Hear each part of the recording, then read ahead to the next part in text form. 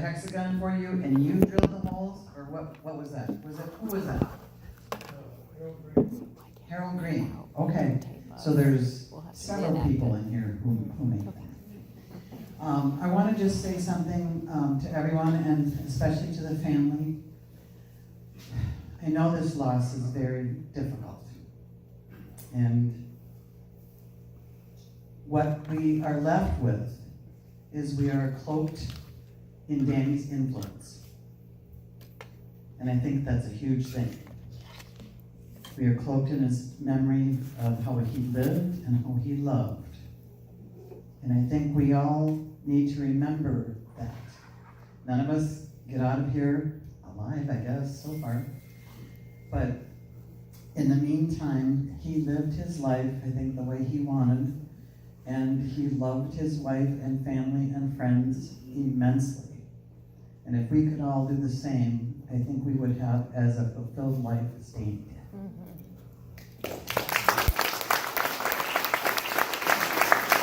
Anybody else?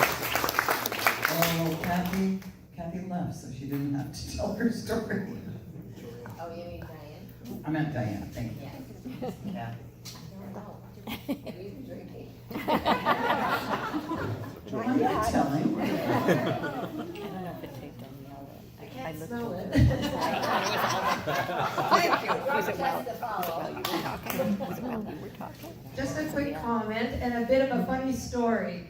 I wrote this, I wasn't expecting to speak, but with all the stories going on, I had to share a funny story. Well, it's more like a funny accident I had with Danny, and I'll tell you that shortly. And it happened just before we lost our dear friend and neighbor. As a resident and an association president and a fellow master board member with Dan and committee members over the years here at Breckenridge, it was always comforting to know who you could call and who you could rely on for anything related to asphalt, paving, drainage, history of issues related to the clubhouse, the tennis courts, and Breckenridge in general. Yeah. You could always count on Dan. I am thankful to Dan Girard for all the free advice so many of us received over the years. The whole association, Breckenridge, and so many of the local associations as well. Dan was always so helpful. He left his mark in so many ways across Breckenridge, besides our impressive and first-class tennis and racket sports facility. That was his vision, and it happened. Dan, you will be so dearly missed. Now to conclude with that funny recent story. Back in October and November of last year, some of you may know how closely I was working with Dan, with Farrell's help too, and Stedman, to get those Hurricane Ian kiltered tennis court lights realigned. There were 3 late nights in October and November. In the dark, Dan did his tests with us, with both the tennis and the bocce lights, glaring across and reflecting across courtside lake to our lanai and bedroom windows before he finally got them right. And Danny made sure we got them right. Well, one of those mornings after a test at 9:12 a.m. on October 30th, it's still on my phone. I was stepping out of the shower to hearing a phone call from Dan Girard. When I looked down at my phone, it's from Dan Girard. I figured it must be important. So I answered it, not realizing it was a FaceTime video call.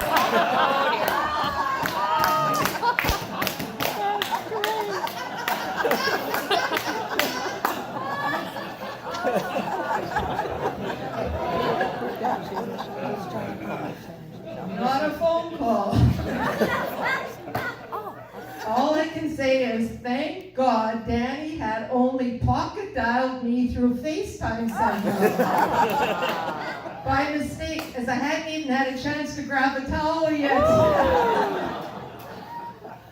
That was one of the closest calls I've had in my life. You always worry about that with your phone. I suddenly realized it and shut it down. But it's a precious memory and one of the last interactions I had with dear Dan before all of us lost him way too soon. Rest in peace, friend.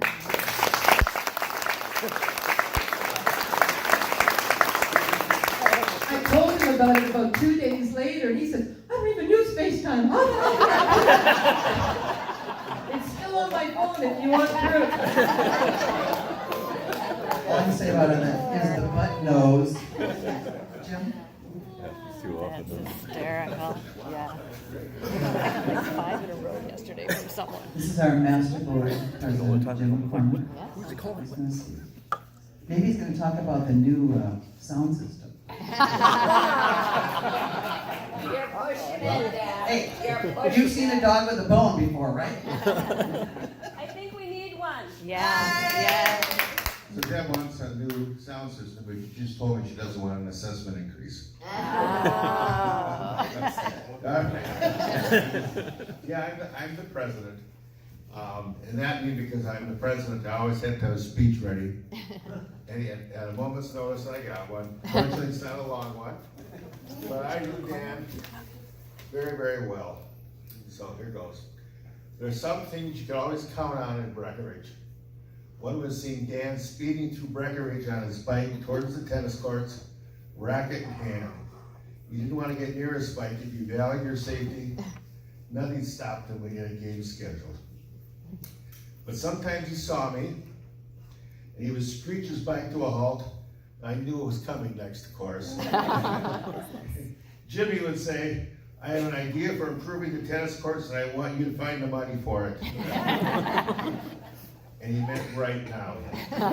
The grass didn't grow under Dan's feet.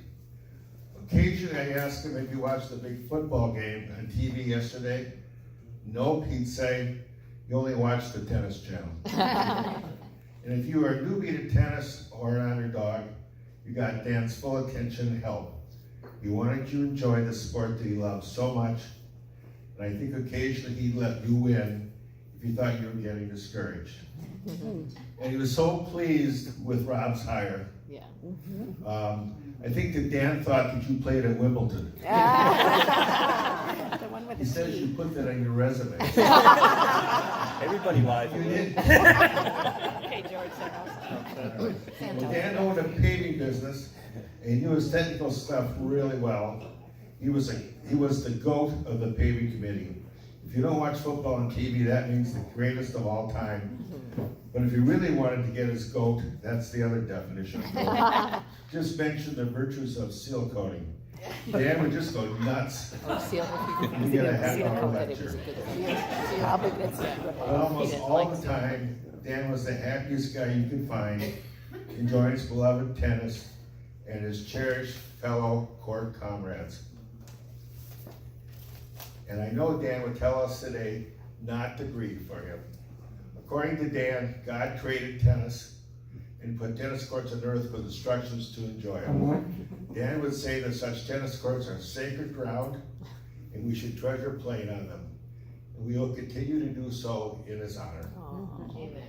Finally, I'd like to express my admiration for the Girard family. We're also impressed with the compassion and grace that you have demonstrated. You should never hesitate to ask us for support. And one last thing, Dan was so fortunate to have Elaine as his wife for so many years.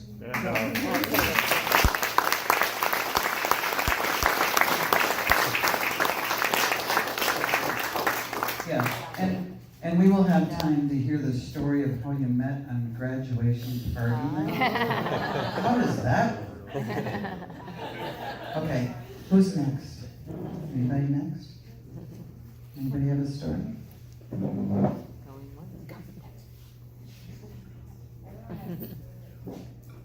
Do you have something? You don't have a story? Well, why do you want the microphone? Yeah. Yes, I do. No, I was running performing arts and putting all those shows. And the year we did Grease Lightning, that it was a fabulous, fabulous show. And Danny was one of the stars of the show. He made the car for Grease Lightning and everything. And he just went into it like he'd always been in show business, you know? And he just enjoyed himself, and we enjoyed him, and I love Danny very much. Thank you.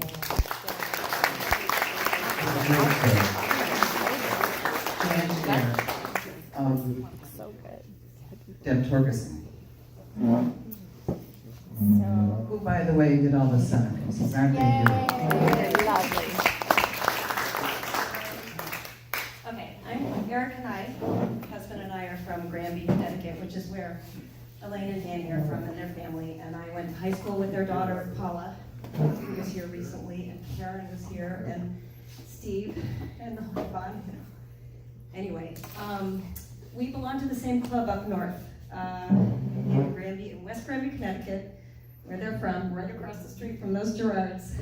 And I just want to tell you, we've heard of Danny and Elaine both talking about Breckenridge. Breckenridge this, Breckenridge that. Oh, you guys would love Breckenridge. You have to come down to Breckenridge. And Eric and I were like, well, you know, we started talking about coming south, maybe starting to think about retirement and things like that. And Danny said, again, you gotta come to Breckenridge. And so he was able to find us a little rental here in Breckenridge in 2020, cut short by COVID. Anyway, we fell in love with the place immediately, and Danny set us up with all kinds of tennis down here, introduced us to Tracy and to John and Bill Pitts, and we had tennis teams, tennis galore. People were absolutely marvelous down here. And we thank you, Danny. And then he helped us find our home. We came through Breckenridge with Danny and Elaine. We were looking at houses. This was like 2 weeks after we were here, I swear. 8 places, Eric tells me. I believe you. And he would say, okay, well, I don't know about this place because this is before 1992, their plumbing might be bad. You might have to replace the plumbing. And he'd come over here and he'd tell us, well, you know, this one doesn't have the driveway down, you want to stay away from that. That's another $4,000, $7,000, $4,000 for this. And he's like going on and on and on. And what a wonderful man and a friend and a father figure to us, and especially to Eric after he lost his own father. So we're going to miss Danny a lot.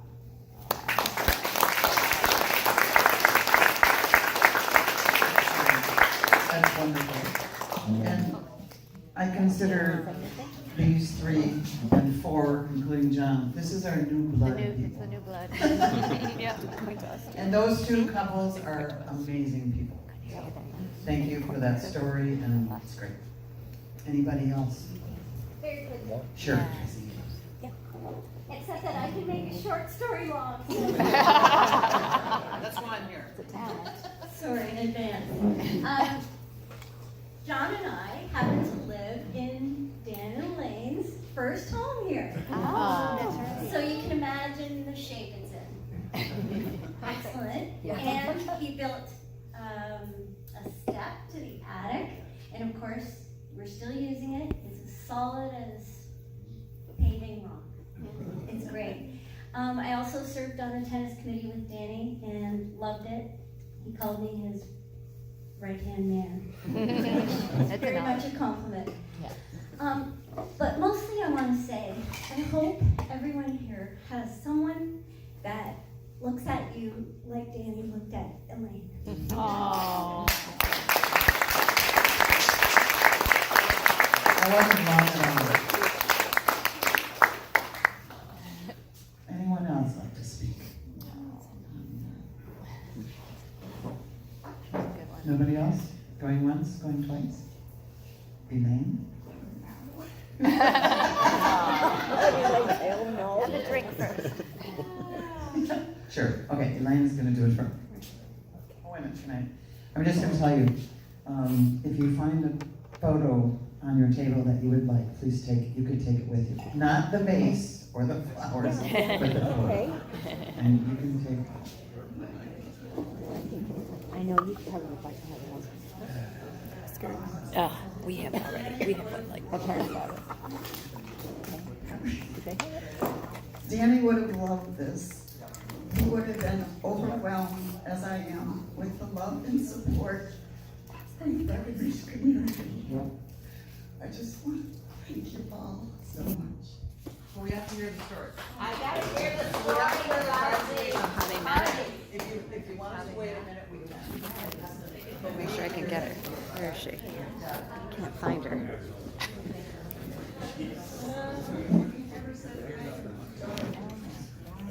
We never said hi to each other in high school. How many people in the high school? I think 96 in our class. Okay. But we were in different places, you know. See her? So, and when we graduated, he was on a farm. His dad and his uncle owned this farm. And he was having a graduation party at the farm, right after they spread manure. They didn't tell us that. Anyway, he said, anybody that needs a ride, give me a call and I'll come get you. I happened to be going out with another guy at that time, but I didn't really like him anymore. And he was supposed to pick me up, but I told him I had a ride. So I get to the farm with Danny, and there's the old boyfriend waiting for me. So I grabbed Danny's hand and kind of picked him up. And 2 years and 2 months later, we were married. Oh my God. That's so cute. So the moral of the story is manure is good. It's done. Okay, one last thing. Rob, you want to tell them about the Wednesday? Because I know Danny would say, okay, Rob, tell them about the program. So, I mean, I know Danny was, had a dress on and everything. So, skirt, right. So we are doing a women's doubles exhibition. It's really Real women. women. Yeah, real women. So it's going to be a great thing.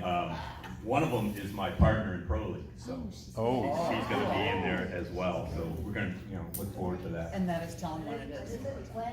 It is Wednesday night at 5 o'clock. She's got really sore shoulders, by the way, from carrying your ass. Yes. Oh. Yeah. That was good though. Yeah. Where's your support? I don't know if you heard that, Debbie said that his partner has sore shoulders from carrying him. Oh, that's great. I love that. That's not quite how she said it. Isn't it? Yeah, she edited it. Okay. Yeah. That video that Debbie did was just amazing. Debbie did it, the baby did it. I'll pay you later. Well, so I get this email and it has all these pictures in it, and I click on it, and I have to click, open it up, and drag it. Click, open up, and drag it. And then I said to her, how many pictures? She says, 500. I'm not sure I got all 500. I had duplicates, but that was by design. But I learned a lot about families from doing that, from just looking at photos. And I told you that he wasn't smiling, but that was not true. He was smiling. It was just a couple that I was looking at. Elaine would have the beautiful smile on every picture. But it was a delight. And looking at all the photos and putting them all together, you can tell the love of family, the love of children, the love of alcohol. No, seriously, just the love in this family. And Laurel, I don't know if it was easy for you to see Fred out there, but it was kind of cool that they were both out there together. So, Elaine